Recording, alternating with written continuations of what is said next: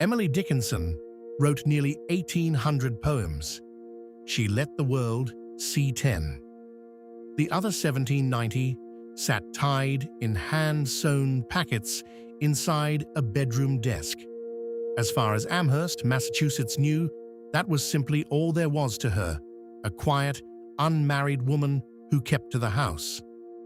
Then she died in 1886. Her younger sister Lavinia went looking for writing paper and found something else entirely, tucked away where nobody expected it. What Lavinia uncovered would eventually make Dickinson one of the most important poets America ever produced. But the version that reached print first wasn't really her at all. Critics who first read her called the work quaint. Tidy rhymes, proper punctuation, the kind of poem you'd frame beside a hymnal.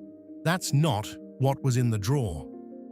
On the actual pages, periods barely existed. Dickinson wrote in dashes, sharp little slashes that refused to resolve a thought, her rhymes leaning and wobbling instead of landing clean. Somewhere between the desk and the printing press, one poet had quietly become someone else.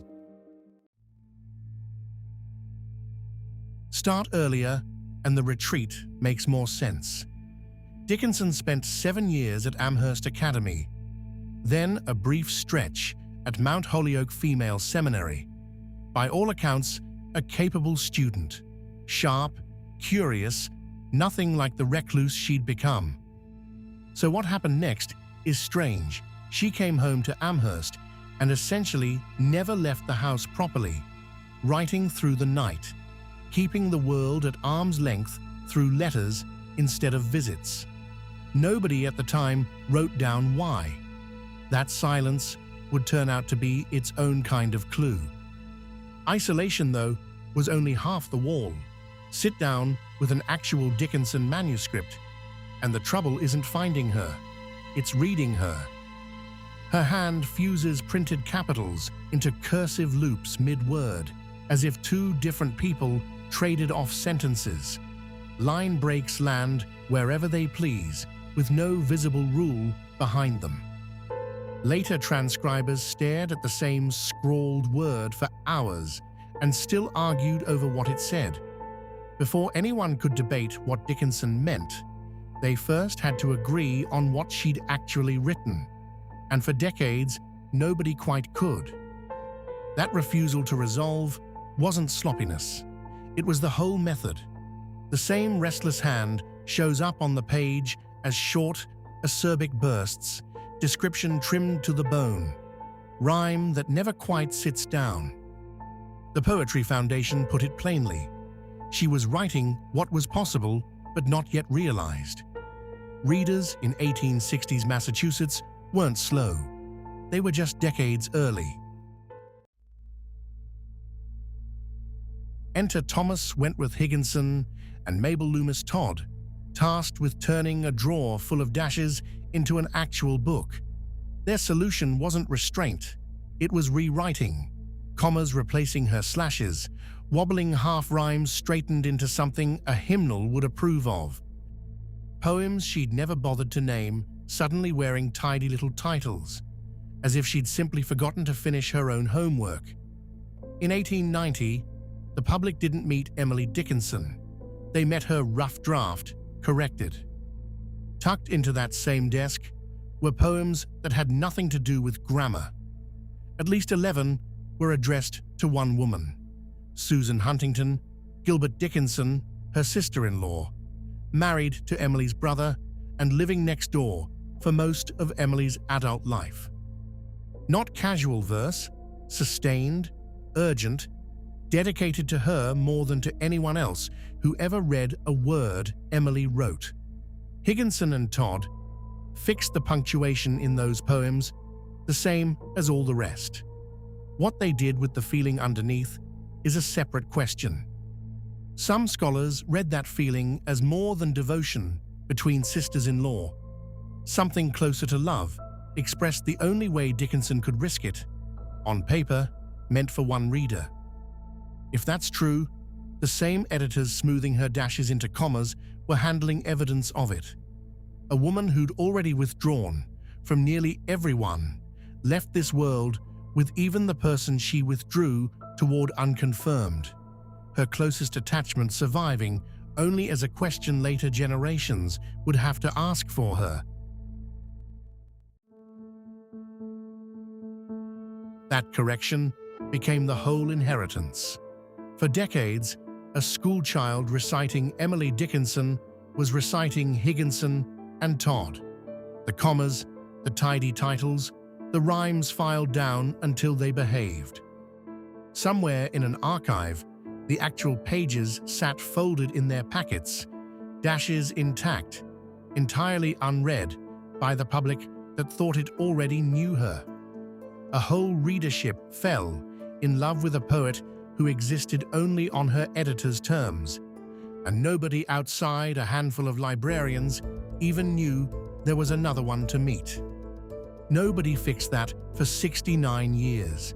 Then, in 1955, a scholar named Thomas H. Johnson walked back into the archive with a different instinct: leave it alone. He didn't smooth the dashes. He didn't sand down the rhymes.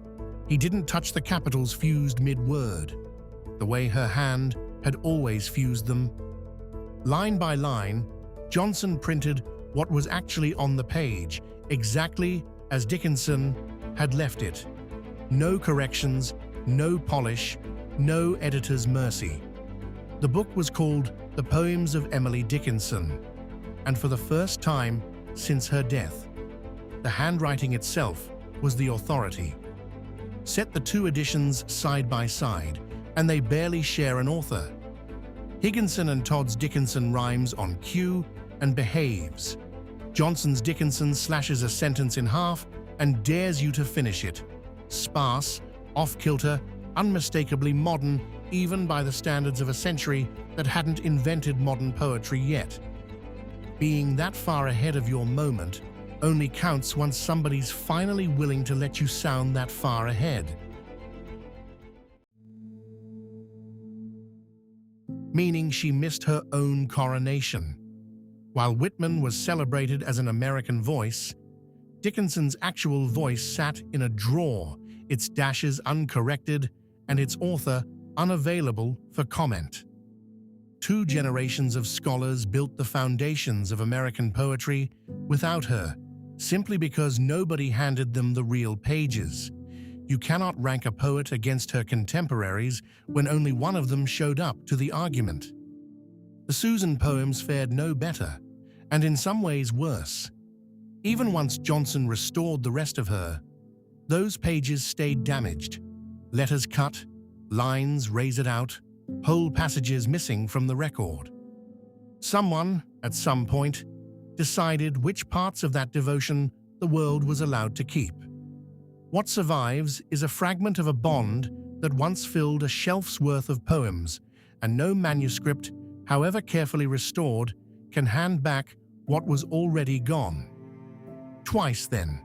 First, her grammar got corrected. Then, when someone decided which of her feelings were fit to survive, her devotion got corrected too. Cut, folded, kept from the very archive meant to preserve her. What's left is a poet who had to outlast her own family's editing twice before a single word of hers reached the page unaltered. The manuscripts had finally won. Whether that victory counted for anything was still an open question. It counted. Once Johnson's edition put her actual handwriting back on the page, Dickinson's standing didn't creep upward. It snapped. Scholars stopped treating her as Amherst's odd recluse with a talent for verse and started ranking her beside Whitman, the poet credited alongside her with inventing an American voice from scratch. One performed that voice in public for a career.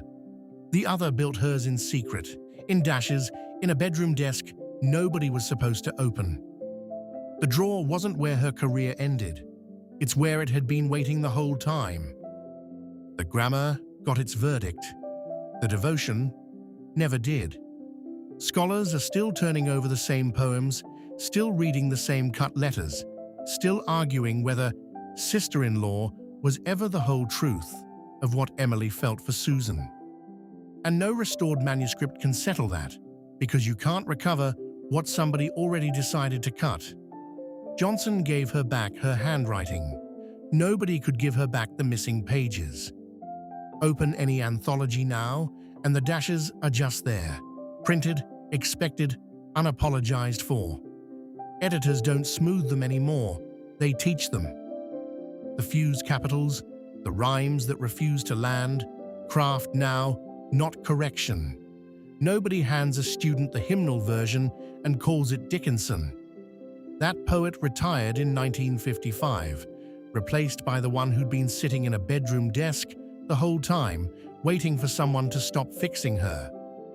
That decades-long wait is what finally turned handwriting from an obstacle into proof. And Dickinson wasn't the last poet this happened to. Decades later at Cornell, a professor's wife looked at a young novelist's scrawl and said almost the same thing scholars once said about that desk drawer, that nobody could quite read him either. His name was Thomas Pynchon, and he made illegibility a career strategy on purpose.